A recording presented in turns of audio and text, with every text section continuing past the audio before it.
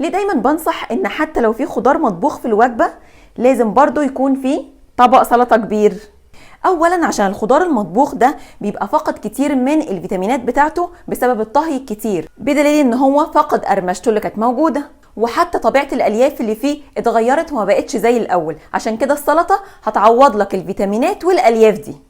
تانيا بقى لو ما اكلتش سلطة هتلاقي نفسك بتستهلك كمية رز او عيش كتيرة جدا جنب الخضار المطبوخ والبروتين عشان توصل لمرحلة الشبع.